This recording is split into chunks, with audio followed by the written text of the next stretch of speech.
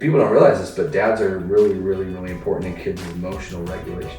So if you engage with your kids, believe it or not, it's probably the most therapeutic thing dads can do. Now, every day, some guy comes home, thousands of men come home every day, and their wives are like, hey, let me tell you what happened. And all they're trying to say to you is, I need you to relate to me right now. I need you to feel what I'm feeling and connect on a spiritual level, right? But men step in it every day because they're like, oh, I know what to do. When we get in our head and we get too analytical about our performance in any facet of life, that's actually when we do the worst. All right, welcome to the Rad Dad Podcast. This is episode 28. I have Spencer Cooper here. My best friend referred you, so he's told me a lot about you. I have a lot of curiosity in what you do and the knowledge you're going to share. So great, thanks for being on. Just to start off, tell me a little bit about like your childhood, your upbringing, and maybe some highlights from that time. All right. I grew up north of Salt Lake in Kingsville, about 30 minutes up the freeway. Lived in the same place my entire life until my mission when I was 19. So I grew up with a brother that was 6 years older than me and 4 sisters. So I'm 5 of 6 siblings, 4 sisters and me and my brother. Went to Davis High. Highlights of growing up, man. I mean, I had one of those childhoods that was, I feel like, completely non-existent anymore, where your parents allow you to run wild and like run around with all your buddies. There were no fences. We lived in a kind of a newer development and nobody had ever, it was new enough that no one had put up any fences. And so like everyone's yard just kind of bled into each other. And it was like soccer 1 second, football the next, basketball. And it was just, there was like a boy that lived in almost every single house of that street. And we all just became really tight. So grew up just hanging out. I think my favorite thing was just going outside and playing street hockey or whatever. Again, the street was new enough. There wasn't a lot of traffic on it. So we played a lot of sports. But aside from that, my family life, I suppose my favorite thing was we always went up. We had a couple of grandparents that one lived down in Cedar City, southern Utah, and my other grandparents lived up in Canada. My mom's Canadian. Okay. And so we would always take the long trek up to Canada or the shorter trek down to southern Utah, but made those trips probably each once a year. Okay. And I don't know, learned a lot from my grandparents. My grandpa was a Christmas tree farmer and shepherd. Wow. So he had sheep in the summers and he harvested Christmas trees in the fall up in British Columbia, Canada. And that was awesome to learn from him and all his experience. But then my other grandparents were completely opposite. They were the educated type. My grandpa was a professor at SUU in geology, and my grandma, she was the special collections librarian. Helped actually start the Shakespearean Festival down in Cedar City that a lot of people know today, but back then it was just teeny. So yeah, it's great childhood. I feel like I came from a relatively functional family, and I say that now because I've studied family life, and it's easy to see the holes when you're up close. But honestly, I shouldn't speak any ill. It's an incredible family. My parents are still married.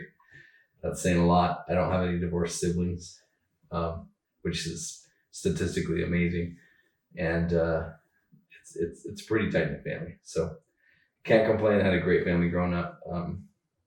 We actually took on, I guess the highlight of my childhood really was taking on, my parents took on 2, we call them our brother and sister, but they were our neighbor's children when their mom died. Wow. A buddy my age, whose name actually ironically is Spencer as well. He was about 18 months when his mom died in a car wreck, and his older sister was like 4. And so their dad being a busy real estate attorney, gone every day till at least 7 or 8. she just took them in every day. So she'd get up, get them ready for school. They'd come in the morning really early. They'd go to school with us all day, picked up with us, hung out at our house till 8 or 9, and then go home. Wow. And that was, I never thought twice about it until I was much older, but they really became like brothers and sisters to us, and him and I formed a really oddly close relationship because it wasn't, like I would never call him my friend, but I can't exactly call him my brother either. What's the age gap between him and I? Yeah. Oh gosh, 6 months.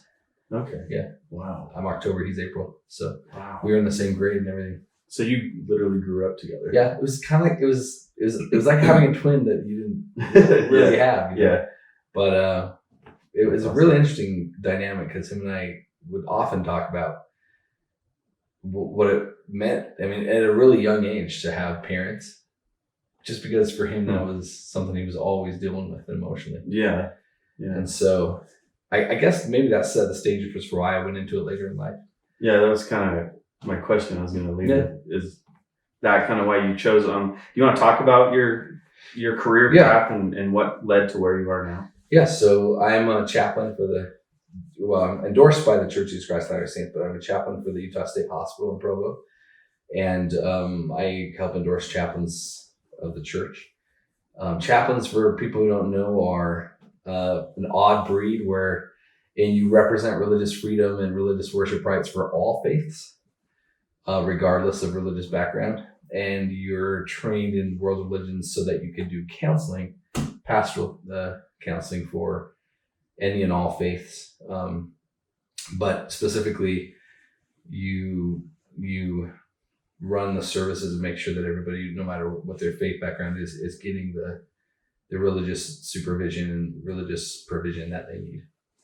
So I do that for the hospital, on the state hospital. I've done it now for 12 years for the military, in the Navy and in the Air Force. And I currently have a position in the church where in Salt Lake, it's called military relations. I manage the military relations division for the church, which is essentially the division that endorses chaplains for the church. Okay. So that's more recent, but up until last year, I had full-time hospital chaplain. So a lot of counseling with people of other faiths, but a lot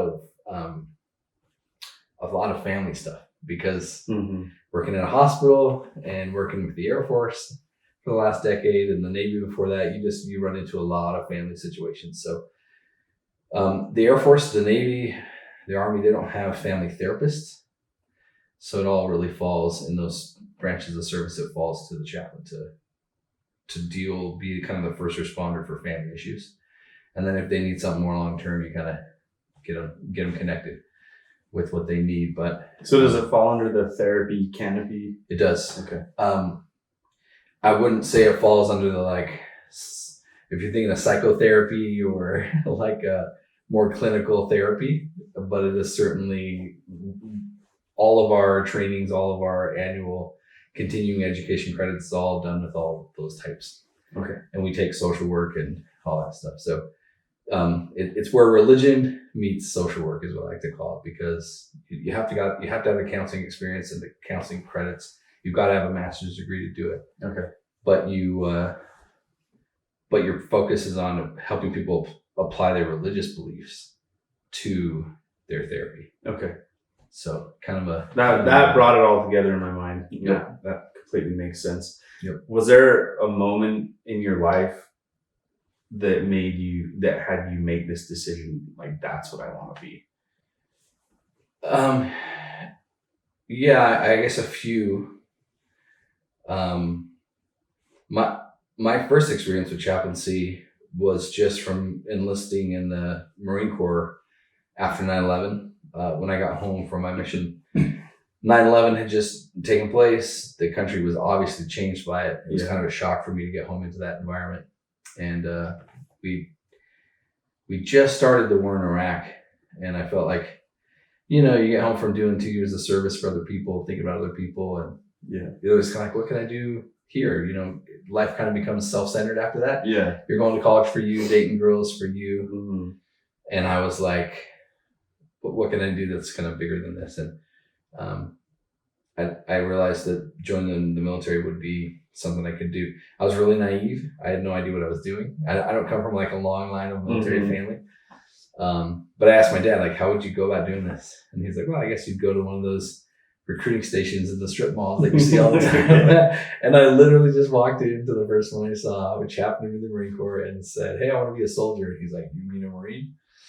And I'm like, sure, whatever that is. But man, had I known better, I probably wouldn't have started off with that one. But it was amazing because since that's what I did when I was deployed for the first time in 2003, after like my year of training, it was, man, like that was the first time, you see a lot of stuff and you get debriefed by chaplains and you realize that they kind of run the services. But frankly, I personally grown up as a Latter-day Saint, like I didn't know my faith even had chaplains. I didn't realize that we had such a thing. I thought you had to be a Catholic priest or something. Mm-hmm. I didn't know about it either. Yeah, it's a lot of people don't. So it was years later. I deployed twice during that time, and then got out of the Marine Corps in 2007, came back to study family life here. But to answer the question, I think those moments that I was with my buddies in the Marine Corps, and they'd come back from deployment, and it was so strange to me. My wife and I, like every time I'd come home, her and I got closer and closer and closer.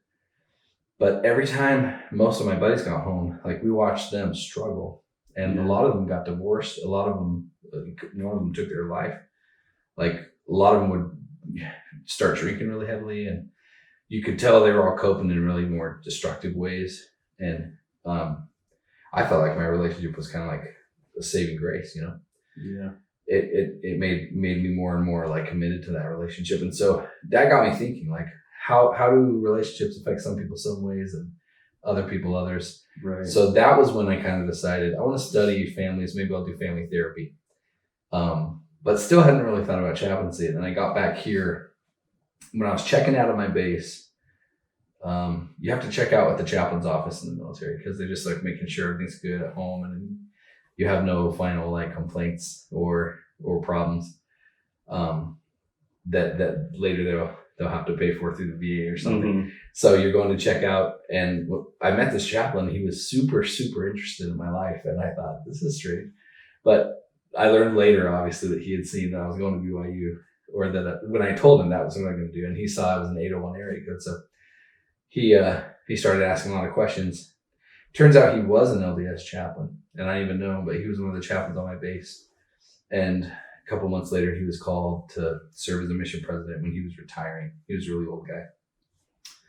And I guess he said, hey, there's this guy going to study family life at BYU, and he was a Marine, and that's not a common combination. Yeah. So he knew you were... That's right. So you were going to study that without the intention of being a chaplain yet? No. See, I didn't know my faith had chaplains. I didn't even know he was an chaplain. Okay. I didn't know. So as it turns out, kind of from name drop, he dropped that name just because it just happened. We just met. Mm-hmm. And then he was called just a few months later and retired. So he was like, hey, you should call the guy. So the military relations department of the church, which again, some people don't know we even have, but somebody from that office called me and just said, hey, we heard you're going to BYU. We heard you're studying family life, interested in kind of counseling, but just got out of the Marine Corps, Yeah. Like, yeah. And I'm thinking, that's kind of creepy that that. That was my first response. And then they just said, we wonder if you've ever considered chaplaincy. And it's like, I'm not Catholic, like, yeah. This is a strange question. And they said, no, actually we have a program at BYU. It's a master's program. You got to get some related counseling credits, like you're doing it first in your undergrad, and then you can go on to do masters of counseling and chaplaincy. Okay. And that's how I got into it. So it was a long, odd journey. There were times I thought, what am I doing? But to be honest, if there was one moment, it was really when I was studying family therapy, because what occurred to me deeply was like, whatever you want to call it, and every person calls it something different. The human spirit is probably the most common name for it. Like, we address the mind really well now, and we're all comfortable talking about brain stuff. Finally, which by the way wasn't even true like 50 years ago, right? Yeah. Like, no one wanted to talk about that. You're talking about like mental health. Yeah, mental health and stuff. Yeah. But we were okay talking about emotional stuff finally too. Yeah. But nobody wants to talk about meaning. Like, where meaning derive from. What really truly gets us going every day, and what motivates us. Not from a psychological perspective, but from like why a child means so much to us when they're born perspective. Okay. Like, where we all derive that deep sense of meaning from. And to me now, that's my definition of spirituality. It's not religiosity. It's not how often you go to church or read your scriptures or say your prayers. It's this deep sense of spiritual wellness that you get up every day with some real meaning in your life, that you want to do something that gives you fulfillment in a deep way, or that you feel like you're engaged in doing something that does give you fulfillment in a deep way. Those people are spiritually well, and we just don't. Even though that's the most important thing on like every self-report survey ever done, there's just hardly any field that addresses that head on. We're fine addressing our physical bodies, our brains now, and our emotions, but like, we're not very good at addressing meaning in people's lives. So I guess what attracted to me was like when I realized there was no space for that in family therapy. It was kind of like, here are some models you can follow. Here's family systems theory. Here's this REBT, CBT, all this stuff we were going through, but nothing truly like got people talking about what mattered to them and why it mattered. And that was when I started to realize like people's faith, their spirituality, that's where that lives, is in that place of like their beliefs. Like, what do they really believe about the world and what's going on, and what they're doing here and why. And it doesn't even matter what, it never has mattered to me much. I guess naturally, I just have always felt like, of course, people from other faiths have just as much meaning as I have from my faith. I've always taken that for granted, but like, why we all cling to faith in some way, shape, or form, why we all gravitate towards some deep set of beliefs, that's what I'm interested in.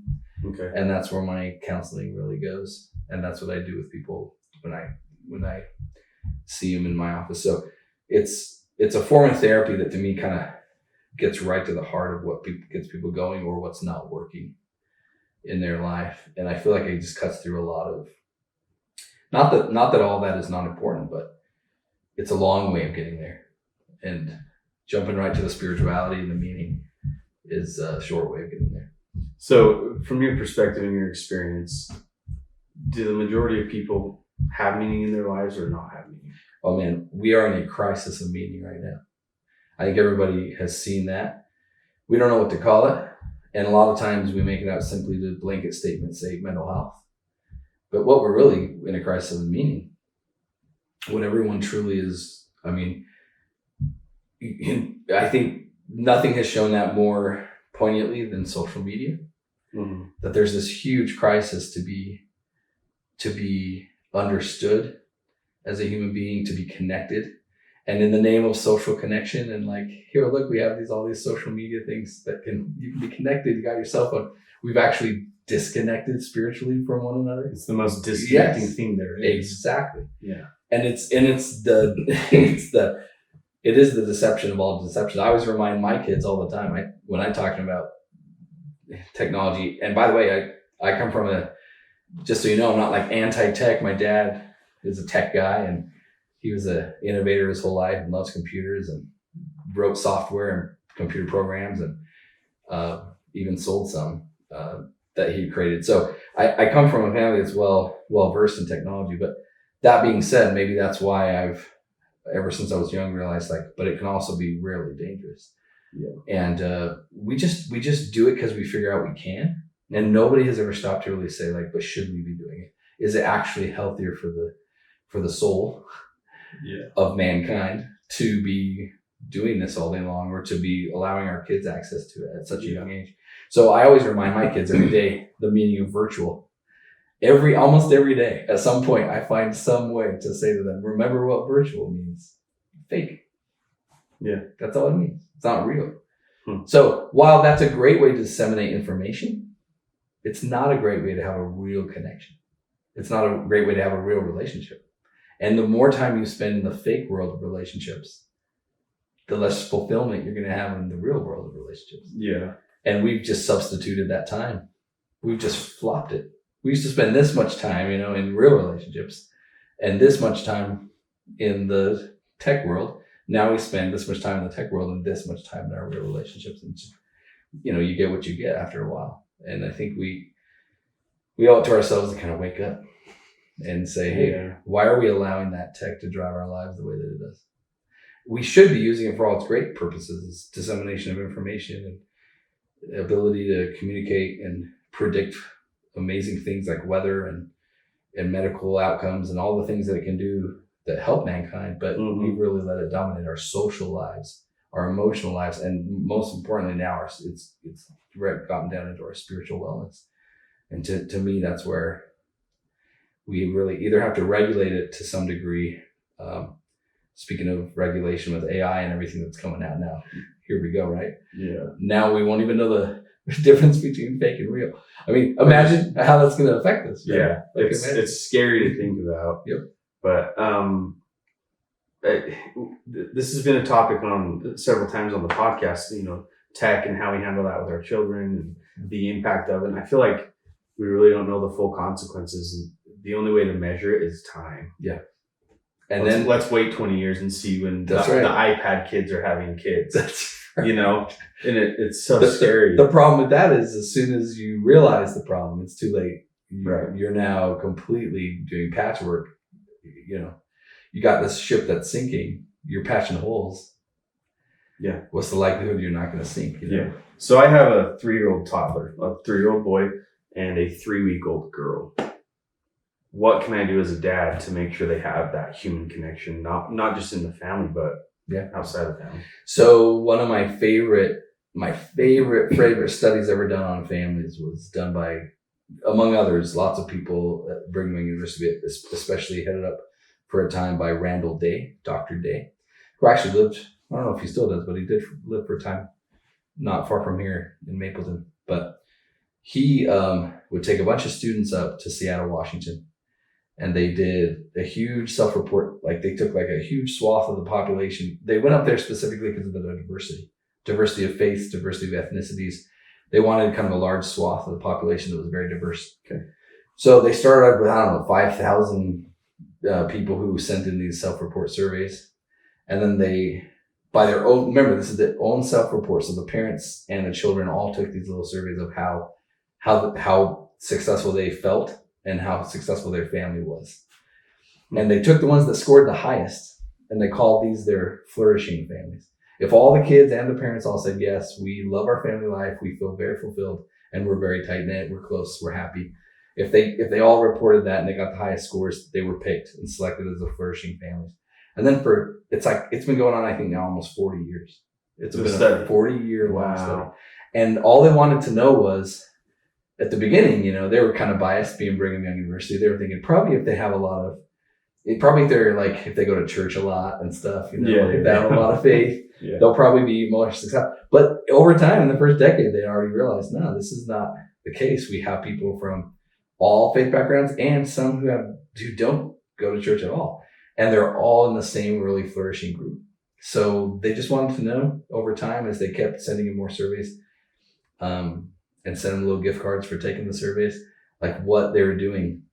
And it took them, I think, 15 years of the study to finally have some grad student realize that like what's showing up in this data is that the families who have regular rituals, routines, and traditions, the ones who have the highest number of traditions, rituals, and routines, they were always the ones who scored the highest. And then they said, if this is true, we need to go back and look at the ones who scored the lowest. Like, is there an absence of ritual, routine, tradition? Mm-hmm. And absolutely there was. It was almost, social science is hard to find a perfect correlation. You're right. But it was almost a perfect correlation. And these are family units. These aren't individuals. No, family units. So you're taking a whole family unit that may not have these positive things, right, traditions, everything, and vice versa. Yep. So why might faith help in a way?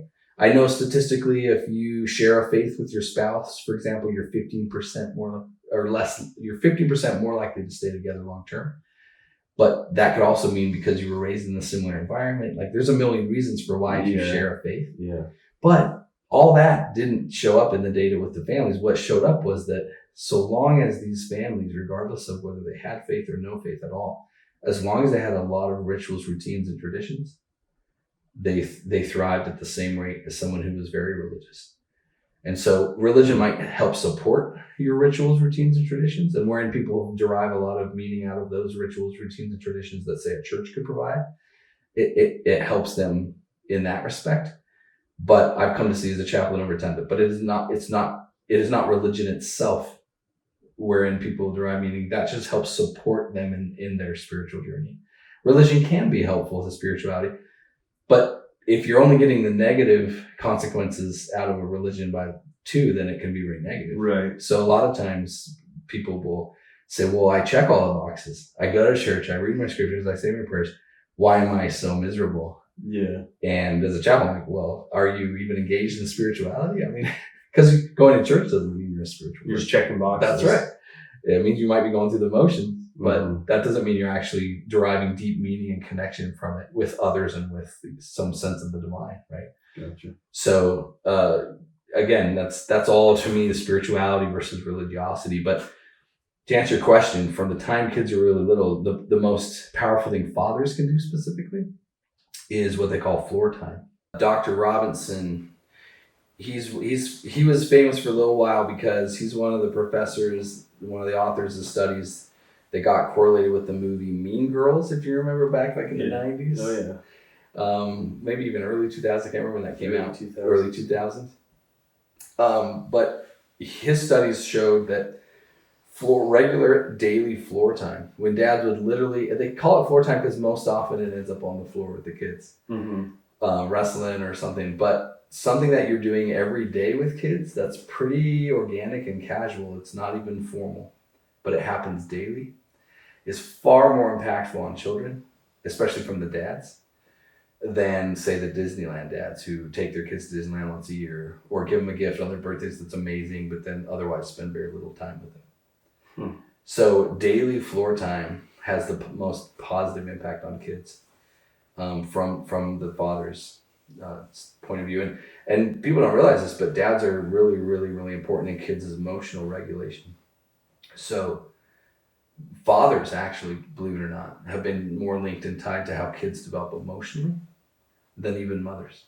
I would not expect that. Yeah, isn't that interesting? Yeah. Because you always think about emotions in mom. Yeah.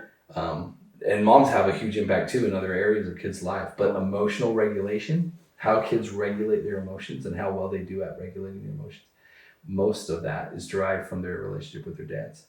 Do you think it's harder for dads that didn't experience that as a kid with their father to then Yes, do floor time with their kids? absolutely, because if you haven't seen it, it's very hard to duplicate. You have to be what's called a transitional character where you didn't grow up with something or you didn't learn a skill as a kid from your parents, but then you realize how important it is now you have to create it from scratch. Whereas the kids who lucked out to have parents who already did that naturally, it's very easy for them to do it. They don't know what else to do. That they just do what they've seen. Yeah. So you can inherit good parenting skills, but to be honest, no one inherits perfect parenting skills. So all of us at some point should be looking at ourselves saying, where can I be a transitional character and learn from the mistakes? And that's why when I started, I said, I come from a family that I now know was relatively cohesive and functional, because my mom coming from the countryside in Canada, she didn't have a degree in family life, and she didn't understand the stuff that I understand today. But yeah, parents, that idea of daily floor time with your kids as a father helps them regulate their emotions, helps them feel that sense of security that can reduce anxiety. And man, we have an epidemic of anxiety. But if you look at it too, it's because we also have an epidemic of absentee fathers. Not a lot of fathers are sticking around like they used to. And or they're becoming more involved. I see both. I see that either fathers are getting more and more involved in that role. Is it kind of a gap? Yeah. There's not a lot of middle ground. It's kind of like the rich are getting richer, the poor are getting poor, and there's no middle class. Like more dads are getting, I feel like there's a good number of dads who are getting better at parenting and are taking that role more serious than any generation has ever taken it. Gosh, we have more stay-at-home dads now statistically than we've ever had too. And a lot of that has to do with women's earnings and the workplace, but frankly, that's not a bad thing. It's the bad thing is that we also on the other extreme have more and more absentee fathers than ever before. So when you say absentee, my mind goes, it's not just the dad that walks out on his family, it's the dad that's not there emotionally. That's right. That's right. It doesn't mean necessarily, it can mean that. Yes, absolutely. We have those that are just leaving the family, but it also can just mean the father who completely turned off emotionally, doesn't even know how to raise a child and decided, I'm just better at work. And they are dedicating themselves to everything but their children. They justify it like I'm providing. That's right. I'm the provider. And not only that, but look, I'm thriving in the workplace. You know, I might work 20-hour days, but look how wealthy we're getting and so forth, and they're just not there. Man, I've the Disneyland dads, right? Because they know they can pay for Disneyland trips. They know they can come home and give their kid a great birthday. Right. But science shows that is not what does it for kids. In fact, it can really complicate their emotions and their relationships in the future because they're not learning that daily emotional regulation from dad, and they're not feeling that security every day. So they have this really, when it rains, it pours mentality, and then they withdraw and they emotional cut off most of the rest of the time. So imagine how hard that is to live with if you're married to someone who is kind of like bipolar in their emotional regulation, right? Yeah. I read a quote the other day that said, the only people that remember your late nights worked are your kids. Hey, there you go. I love that quote. I love that. Yeah. And it's absolutely true. It couldn't be more true. You won't even remember them. Someday you're going to be like, why the heck did I spend all that time at work? You know? Yeah. But your kids will. In fact, I read a letter from a son of a family yesterday, literally yesterday, that said that very thing. Like, here are all the great things about my family growing up. I'm helping a family put together a little book right now. And one of their sons responded talking about, and one of the questions we asked to all the kids in that family was, what was the hardest thing for you growing up? And he mentioned a time that he remembered his dad being in the military had to be gone. He said, I only remember this time because he was such a good dad when he was there. He was always there. He was always there for us. But man, when he was gone, he's like, I really struggled. He said, I only remember that because he was always there. But then he said, but as I've grown up, I realized, imagine if that period of time in his life, which was like a year deployment, right, was like other kids' whole entire upbringing.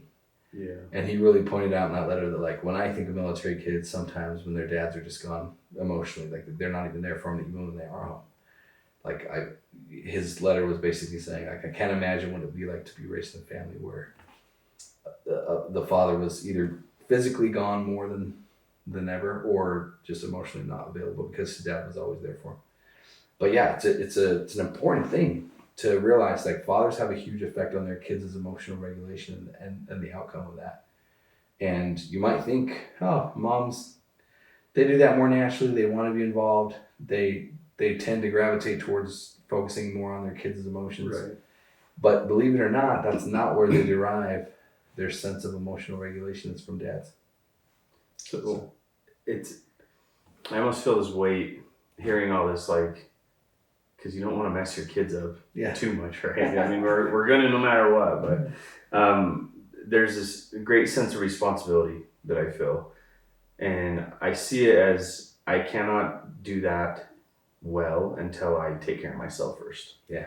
What are some things that dads are not doing or can do better to make sure they're emotionally ready to provide for their kids? Believe it or not, it's actually quite serendipitous that the things dads need to be well actually are mostly found in time with their kids.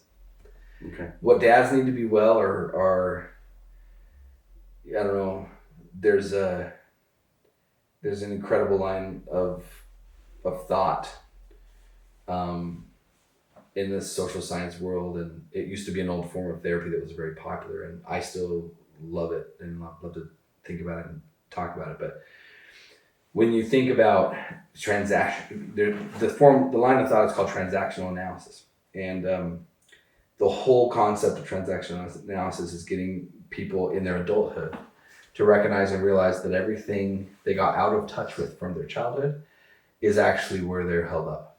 So being in touch with the inner child. Yeah, I've heard about that. Yeah. Okay. You've heard, though, that's the more popular way of expressing it. All that comes from transactional analysis. Okay.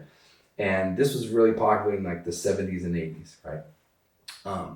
But that inner child, you can actually find that portion in almost every type of clinical therapy. In almost everyone that I've come across, the goal and the point is to get them back in touch with this really sensitive, emotional part of themselves where they can process all this really pent up stuff that they've held back over years. Yeah. Well, guess who brings that out more than anyone? Children. Yeah, being around them. That's it. So if you engage with your kids, believe it or not, it's probably the most therapeutic thing dads can do. Now, why do we hate it?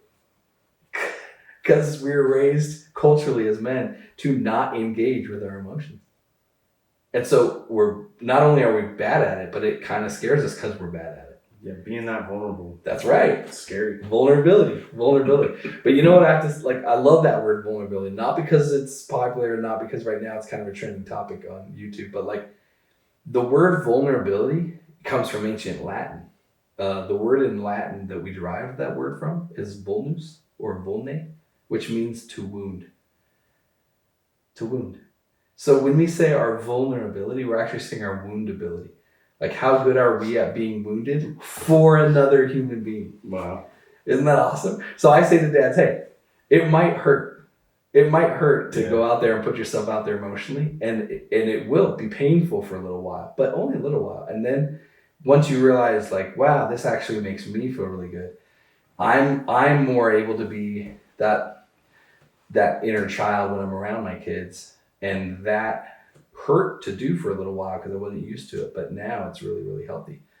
I think dads who engage with their kids find natural therapy in their children. It's very interesting.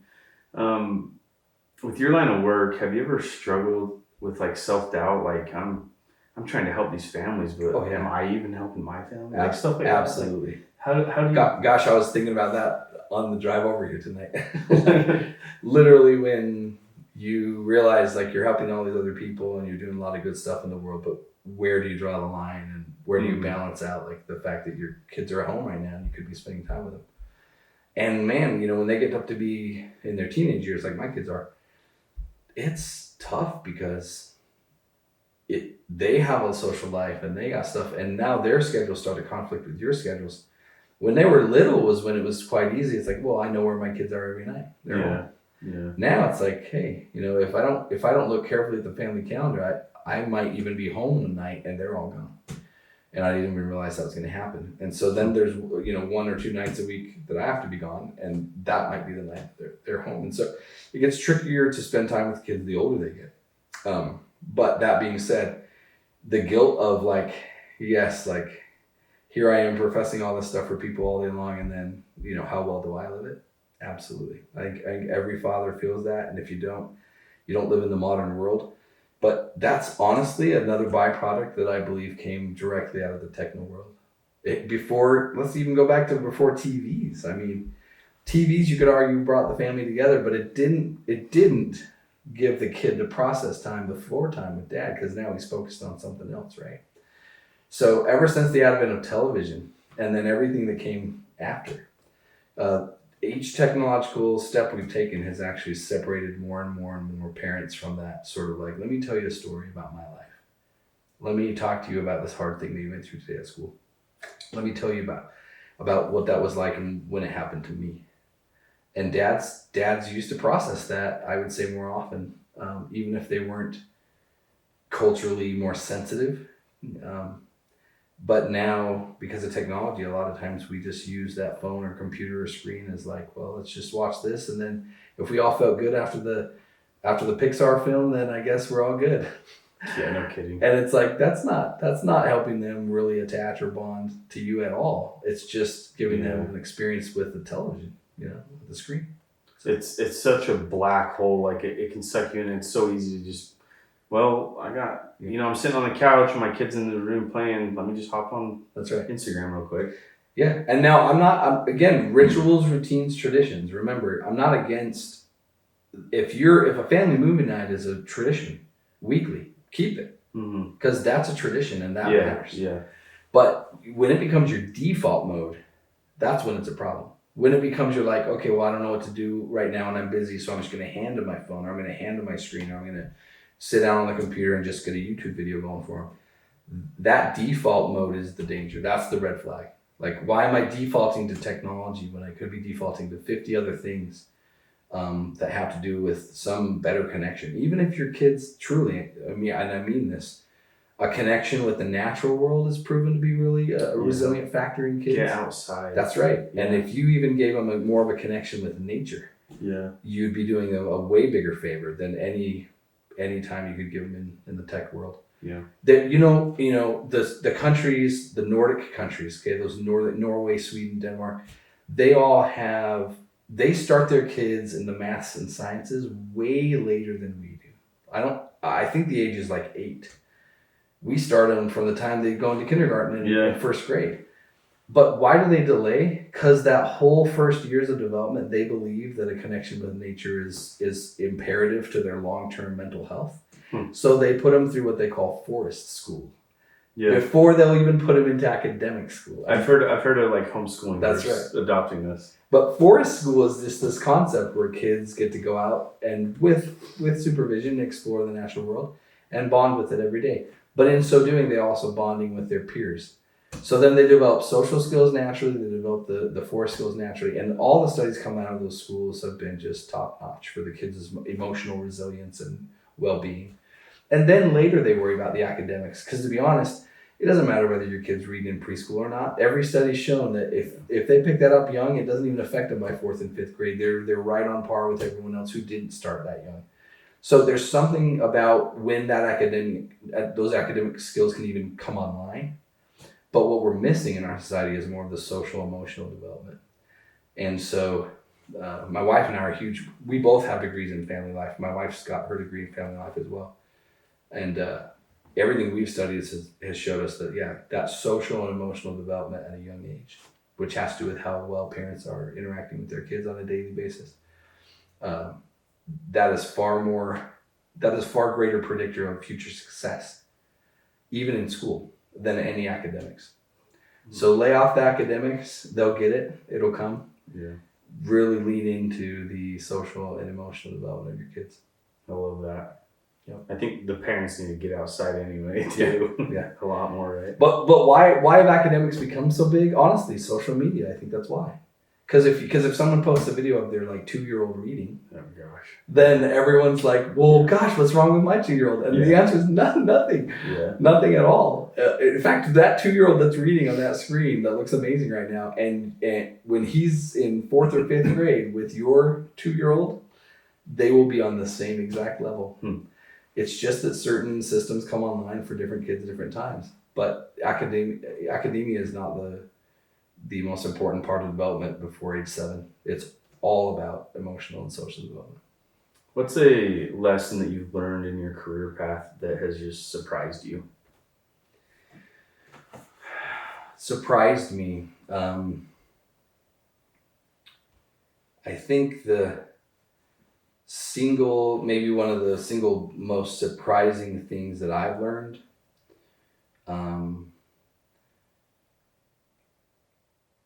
I guess one of them had to do with the early, in like maybe 10, 15 years ago, when we started to realize just how prominent loneliness, before the pandemic, before COVID, there was actually this huge, already pre-existing pandemic of loneliness. And then COVID hit, right? So of course we have mental health issues because we had loneliness, now we got it on steroids. But I guess it surprised me to realize just how many people truly report feeling lonely, even people in relationships and even people in families. They're reporting this. That's right. Which in my mind is like, how lonely do you have to be to actually tell someone you're lonely? That's right. And that's scary. That's right. So those numbers, I guess, shocked me because I still think I was at some degree believing that, like, yeah, technology is connecting people. Technology is allowing people to meet more friends and do more things. But in reality, even sexuality, for example, how often people engaged in sex with each other dropped during the period preceding COVID. Like those levels were tanking off long before the COVID shut them off completely. And so if you think about it, like the engagement that people were doing socially was already a problem. And now with COVID, it just became an even worse habit of just. So we have these epidemic of loneliness. And I think that was shocking to me. I don't know why it surprised me when I first saw the numbers and the data on that, because to me, I guess I thought, well, technology's not doing a great job, but I think it's doing an okay job. And now I realize, no, it's doing a terrible job. We really do have a problem. We've got to draw ourselves back from this like addiction to tech that we have, and somehow do it in a way that doesn't completely negatively affect every facet of our society, because now it's all governed by that technology. So I'm not sure how it'll happen. I'm not proposing that we all go back to forest school or anything, but I just feel like we need to, as individuals, I think that's where it starts, as individual families, just say like, okay, we're going to vastly restrict our family's tech time, and then use it only for the things we know it really does help our family with. Like, for example, if this is your career, that's important, right? Yeah. So work on it during the time that you would work on a career, but otherwise, keep that at a distance from your family. Otherwise, you're going to end up in those same loneliness numbers that the world is experiencing right now, like crazy. Yeah. And the only countries who aren't, by the way, are those who really already have regulation in place that does restrict technology. They're doing better socially. So, well, it makes sense. If I'm going to self-analyze how I am doing as a father and husband, what are some questions that I need to ask myself? Self-analysis, man, that can be one of my favorite theologians once said that to be careful to not get caught in what he called soul-sickening self-examination. Soul-sickening self-examination, because oftentimes when we get in our head and we get too analytical about our performance in any facet of life, that's actually when we do the worst. What you want to do is actually get in the habit of shutting off more often this prefrontal cortex right here that has to do with all that analysis and logic and reason. And actually that's when people do their very best. So it's kind of like, think of a basketball player shooting free throws, and he could hit them all day long when he's by himself on the court. Mm-hmm. But then as soon as you say, hey, if you make this one, you get $1 million. Yeah. Suddenly there's like this added pressure, there's this added like anxiety, and believe it or not, under pressure, the pressure shots in history at the free throw line even have been the most missed shots, even with people who have like 80-90% free throw percentage. And that's only because when you add this layer of like self-consciousness and you're over analyzing with your prefrontal cortex all your performance and what you do, that's when the anxiety kicks in. That's when you start to not be able to function as well. So question, how do you shut off your prefrontal cortex? Quite honestly, the best things we have for that are meditation. Just daily, what they call mindfulness meditation. Mm-hmm. Just breathing techniques, time where you sit or go out in nature and think of nothing. And suddenly what they've shown is that all the neurochemicals that start to like calm and quiet your self-analysis and all that negative self-feedback, or like, how good am I doing this? They shut off, and your performance levels in almost everything, your ability to concentrate, your ability to do what you do well and not think about it, all of that increases. And so I don't think it's a question for me of how do we do better at analyzing ourselves to get better. I think it's how do we unplug? And I don't mean that technologically now, I mean it like physiologically. How do we get to a place where we have a lot more calm in our life so that we aren't self-analyzing all the time? Because the daily grind is what makes us really soul-sickening self-examination. The Mm-hmm. daily grind is what gets us running after like, how well am I doing at my job? How well am I raising my kids? And that can be a really bad mental habit instead of just being with kids. So I guess instead of self-analyzing, shut it down and don't worry about it. That's right. Believe it or not, that has better outcomes. So how do I know that I'm doing a good job? Well, you know when you know, right? I mean, if you know you have a good relationship with your kids and you feel that they are close to you as well and they share things with you and they love to hug you and squeeze you and they're asking to spend time with you on a daily basis, you're doing it.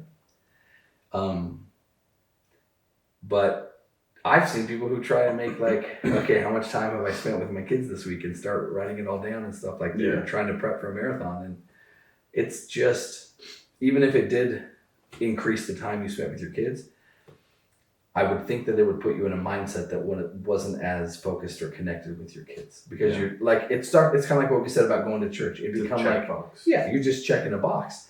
If you're checking a box, you're not really engaged with your kids. It's a mindset. It's a mindset shift that we have to have, and it's not a goal that we can achieve. You know, I'm not sure I could say that I even know how many hours a week I spend with my kids, but I know I spend time with my kids every day. And why? Because I think about doing that every day. Yeah, it's a mindset, and it's a priority. But that doesn't mean I know exactly how many hours. And there's days I'm sure I spend a lot less than other days. Yeah, but I don't worry about that. And what I know is that my kids and I are close. And when I feel even a slight shift in that, like last year I did, I felt with one of my daughters, my middle daughter, I felt a little shift. There was just this little, this is not quite like it was. So just to make sure, I waited a day or two and thought, if it changes, maybe it's just something that happened at school or something. And it didn't change for 2 or 3 days. And I could sense it. It was just a little different. Something was off. So I finally went to her and asked, said, "Hey, anything going on? You still seem like yourself, right?" And what really had happened was that she'd had this big thing with the test at school that got her in trouble with the teacher, and she's not someone who gets in trouble very often because some friend had suggested that they use ChatGPT to end a paper, and she didn't want to tell us that because she felt bad, but it wasn't her fault. And so we said, you know what, we can help with that. And I wouldn't have, that was such a minor shift in her behavior that I really believe if my wife and I didn't spend regular time with her, I would have never picked up on that. Yeah. My wife agreed, by the way. I mean, I consulted with her and said, "Don't you think she's been a little odd lately?" And she's like, "Yeah, I agree." So, you know, it's good to get feedback if you've got a good partner. But if you're doing it on your own, like, look, you know when your kids are a little different. But you don't know if you haven't spent time with them every day. And I think that's where parents sometimes are just like, "Well, I didn't see that coming." And it usually means like, well, maybe you were with them every day. Maybe you were at the house with them every day, but were you really with them every day? Yeah. And it's a very different thing to be with your kids, not just at home. So are there any questions I need to be asking or any pieces of information you can share with me about fatherhood that we haven't hit on yet? Any little knowledge nuggets? So fatherhood is hard if you don't have a good relationship. So for those married to a woman, let me say this. Men tell each other things and they talk about things like we are right now to try to find solutions to problems in their life and fix them. Yeah. And that's why a man talks to a man. That's why a man admires a man for any reason. Like, hey, he's got something going on I want going on in my life, so I'm going to ask him, we're going to talk about it, and we're going to solve that problem. Women don't talk about their problems for that reason. They talk about problems to relate to another human being and connect to them. So I know this sounds cliche and you hear it all the time, but I can't reiterate.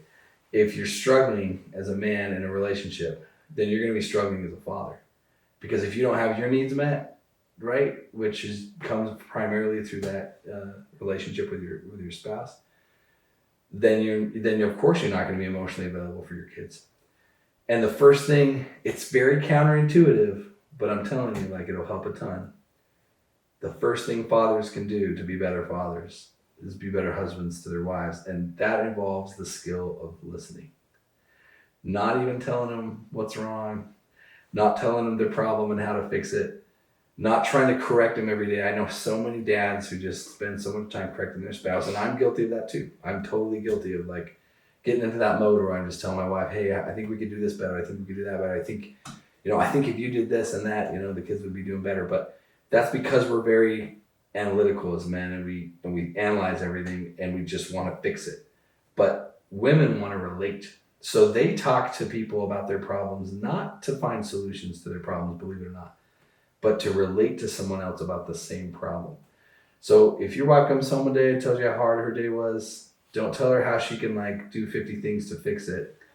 Tell her, hey, I've been there, I've done that. Like I know what it feels like to have an out of control day and to not feel like I'm as organized as I want to be, or I didn't get that much done, or that the kids, threw up and it was disgusting and I felt really alone, right? Like you just have to relate to that. And the better you relate in conversations to your wife, the more you're going to get your needs met. And when you have your needs met, you can be there for your kids.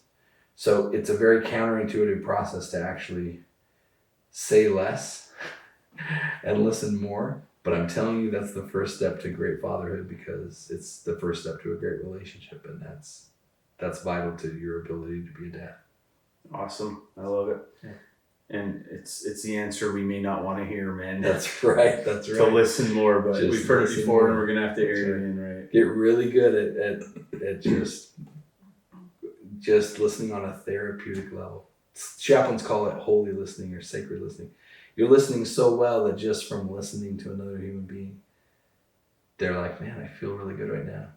And you'll shock the heck out of them, by the way, too, if you do this, because we all know we're not good at it. And so the minute you sit down and actually say, hey, just tell me about your day. I'm just here to listen. That's all I'm here to do, And then you actually listen, they're going to be like, man, it'll shift the whole dynamic. And if you get really good at it, again, doing it once is not a thing. That's like Disneyland, Dad. Mm-hmm. You got to get good at doing it almost every day.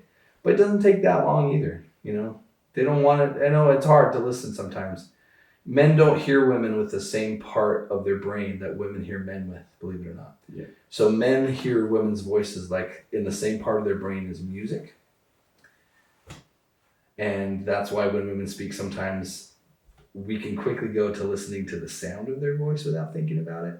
And we don't actually get the logical sequence of the words that they're saying. But women don't have that problem. They hear men's voice with the logical part of their brain.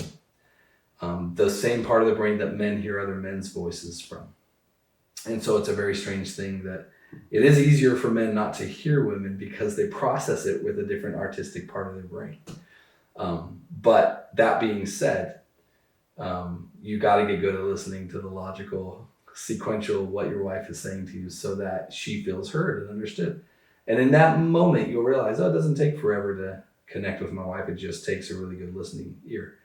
And then you can be amazing with kids because you feel like she's happy, now you're happier, and now because you both feel better, it's just so much easier to engage with the kids.